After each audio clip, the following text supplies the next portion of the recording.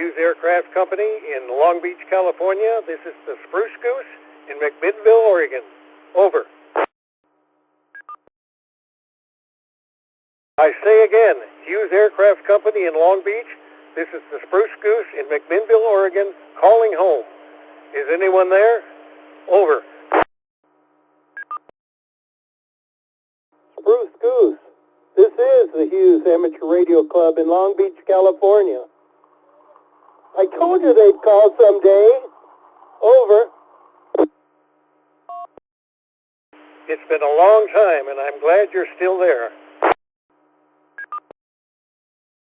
Well, we were still wondering where you were, and when you left, you were in no condition to fly. Are you okay now?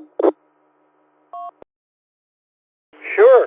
There was a great crew here at Evergreen Aviation and Space Museum that got it all put together, and it took about 10 years.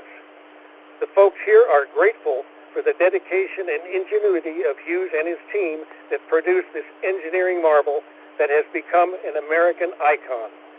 It was on this day and at this time, 75 years ago, that this amazing flying boat took to the air.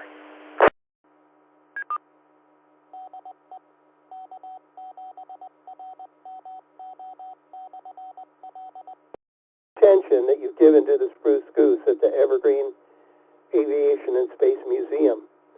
We support the continued growth of the Spruce Goose's fan base around the world. So what goes on where you are now? The Evergreen Museum's mission is to inspire and educate, to promote and preserve aviation and space history, and to honor the patriotic service of our veterans. It's like a large retirement home for a lot of really famous aircraft. We entertain visitors from all over the world, and folks are eager to see the Spruce Goose and get tours in the cockpit and have their pictures taken in Howard's seat. So do you miss the old neighborhood, being able to sit right next to the Queen Mary here in Long Beach Harbor? I do miss the water. You know, I'm still the biggest thing ever to take off from or land on water. Can you tell me about the man who built the flying boat? I'd be happy to. Howard Hughes was a brilliant innovator and inventor.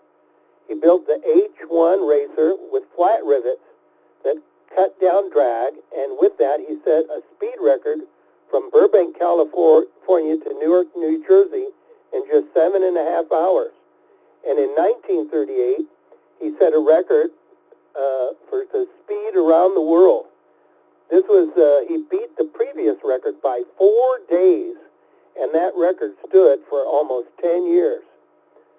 After the crash of his XF-11 spy plane in Beverly Hills, from his hospital bed, he innovated the basis for the modern adjustable hospital bed that we use today.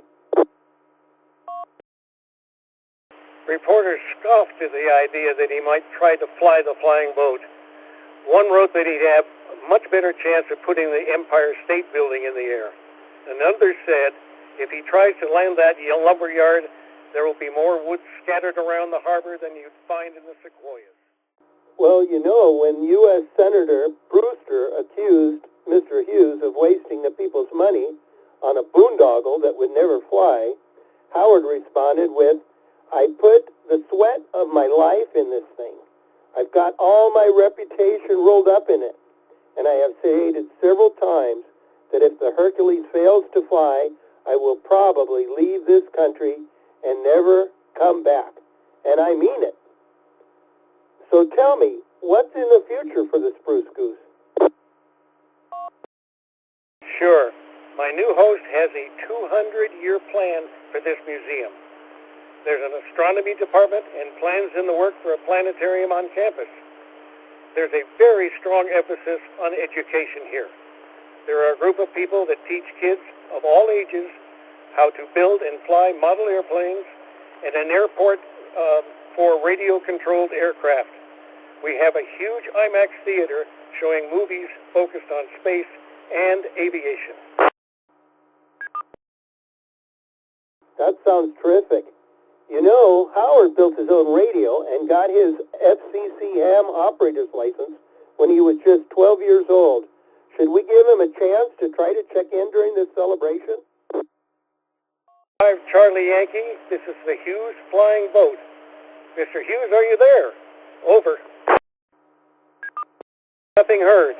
Hughes Amateur Radio Club, would you make a call to 5 Charlie Yankee? Sure, we'll give it a try. 5 Charlie Yankee, this is the Hughes Amateur Radio Club. Over. Nothing heard. Okay, that's a relief. It was against the CAA rules for Howard to fly the Spruce Goose with passengers. If he could, how do you think he would answer this? Mr. Hughes, will you please tell the committee why you violated the CAA rules? He would probably say, no, I don't think I will. The Spruce Goose is the manifestation of Howard's ability to make the seemingly impossible become possible. We hope it continues to inspire everyone for many years to come. Definitely. And thank you for joining us here at the Evergreen Museum to celebrate the 75th anniversary of the flight of the famous Spruce Goose. So we'll sign off for now.